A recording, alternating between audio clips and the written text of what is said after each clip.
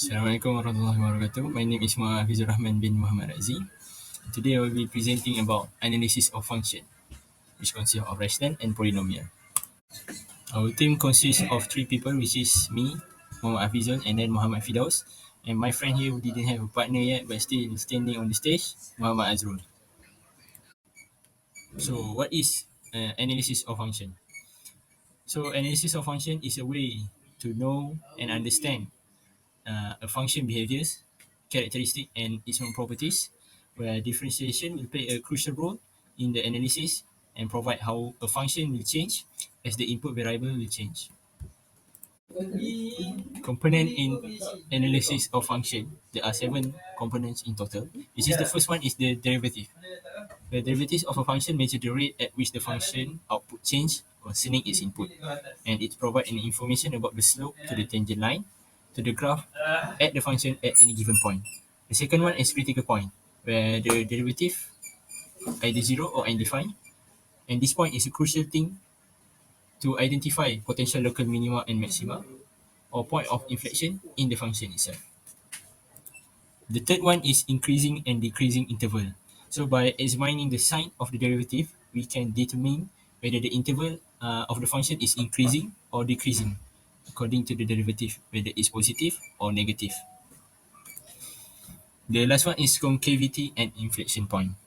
So by doing a second derivative, it will help us to identify the concavity of a function, which inflection point will occur when the concavity change, meaning that it will indicate a shift from being concave up to concave down and vice versa. So the fifth one is extrema, which is the local minima and maxima correspond to the critical point and show the function transition from increase to decrease or decrease to increase. And the next one is asymptote, which consists of vertical and horizontal. And vertical asymptote can be identified by examining where the function derivative approach, whether it's to infinity or negative infinity. While horizontal asymptote are determined by analyzing the behavior of the function as x approach positive or negative infinity.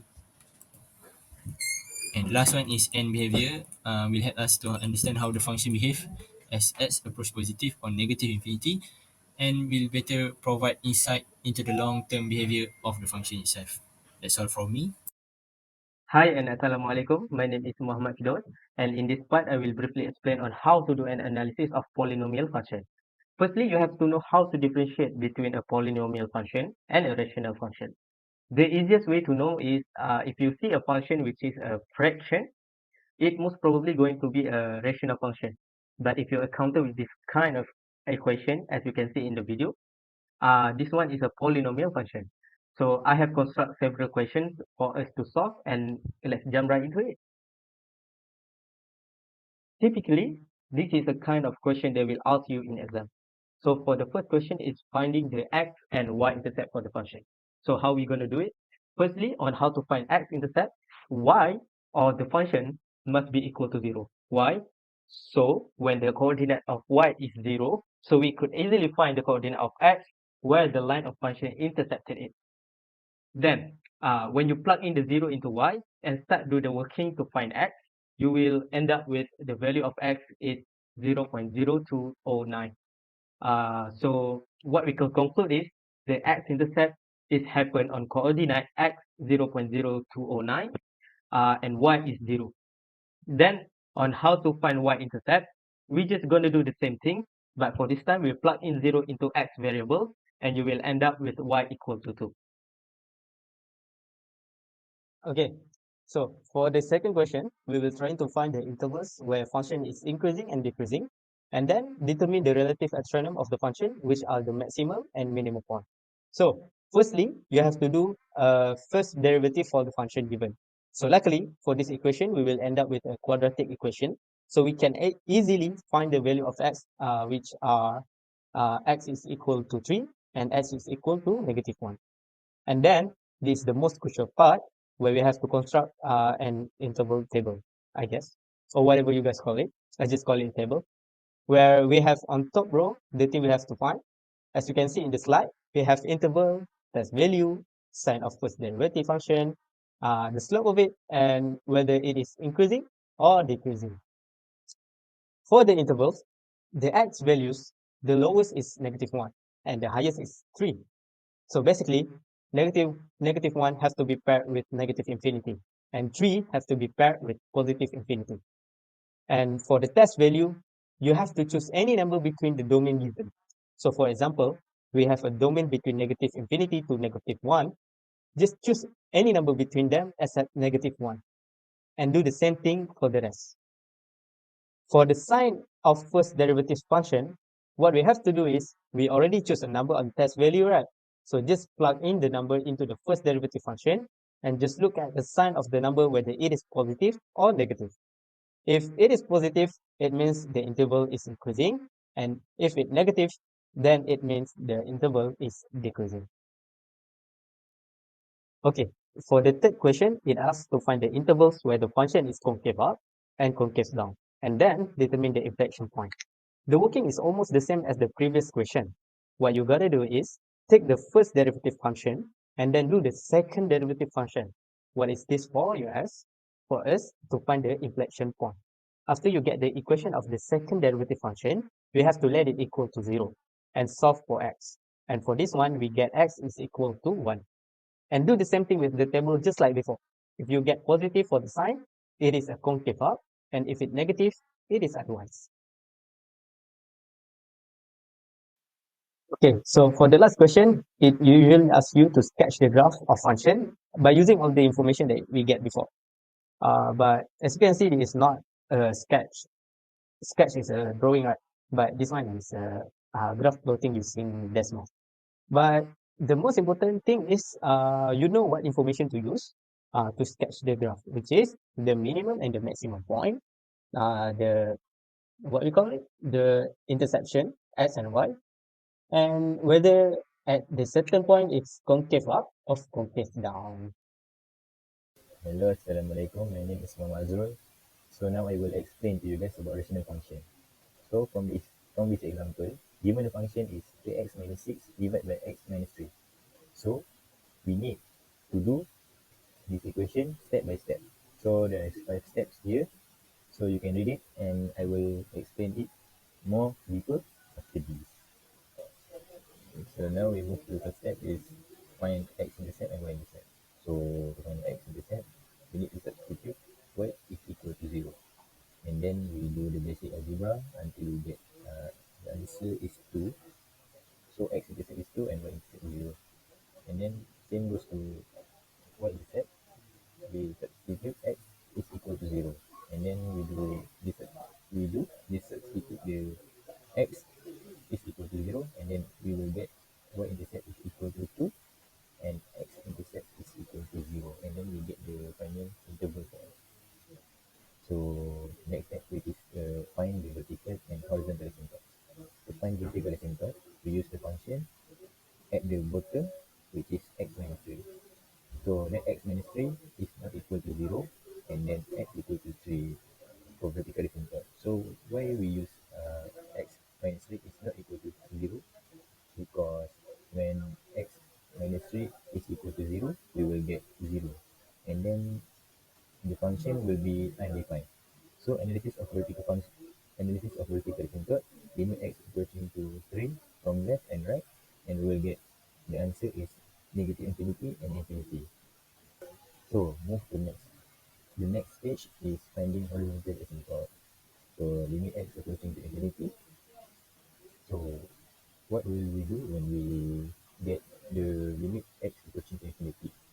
So we will use the rule, which is the highest power of x at denominator. We will divide all the function. So here's the example until we get the 3 minus 0 divided by 1 minus 0, and then y equal to 3. So the 3 is horizontal asymptote. So the next step is to find the intervals where function is increasing and decreasing. So in this function, we use differentiation and quotient rule. So after we differentiate it, we let f and x equal to 0, and then we use the function at the below, x minus 3 square equal to 0, and then we do the basic algebra. So why we use is not equal to 0? Because when we substitute 3 into the function, we substitute x with 3 in the function, we will get 0. So it will be So we use x minus 3 square is not equal to 0, and then we will get x equal to 3. So we will continue to step 3, which is we need to create a table. We have 4 component, which is interval, test value, sign of fx, and slope. So for the interval is negative infinity to 3. So how we get the 3? The 3 we get from the x approaching limit x approaching to infinity. So we get 3. Same goes to the 3 to infinity. So the test value will get 2 and 4, which is not more than the range from the interval. 2 not more than 3, and negative infinity. 4 is not more than 3, and more or less than 3 and infinity. So the test value we plug into the function 3x minus c, 3x minus 6 divided by x minus 3. So we put the 2 and 4 there, and then we will get the answer, which is positive or negative. So the test value we put 3x minus 6 and divide by x minus 3, we get the answer is minus and minus. So the slope will be decreasing and decreasing. So the interval form, the interval notation for decreasing is negative infinity to 3 union to 3 to infinity. So we move to the fourth step, which is to find the intervals where function is concave up or concave down. So how we get the concave? We do the second derivative from the function. So negative 3 divided by x minus 3 square. We move the x minus 3 square to the up, and then we will get negative 3 multiplied by x minus 3 power of negative 2. And then we solve it until we get 6 divided by x minus 3 cube. So we do the same step at increasing and decreasing function, which is that fx, f prime prime x equal to 0, and then we will get x equal to 3. So we continue the fourth step, which is to create the table, same as increasing and decreasing function. We have 4 component, which is interval, test value, sign of f prime prime x, and the different at concavity. So the interval is same as before, but we use 3 because the answer we get before is 3. And then the test value is not more or less than the range at interval. And then we plug in the test value into the function until we get the answer, which is the answer will be positive and negative. And then it will be at the sign of f prime prime x. If the answer is negative, the concavity will be set. And then if the answer is positive, the concavity will be smile. So the concave up at 3 and infinity, and concave down at negative infinity and 3. So now we move to the last step for rational function, which is to sketch the graph of function by using all the above information. So the first step is we create a line on horizontal asymptote and vertical asymptote, which is 0, 3 and 3, 0. So now we sketch the concave. So the concave up will be 3 and infinity. So we do at the top of the horizontal asymptote because it a concave up. So the concave down will be at negative infinity 3. Why the concave at the bottom? Because it is a concave down. So that's all from me.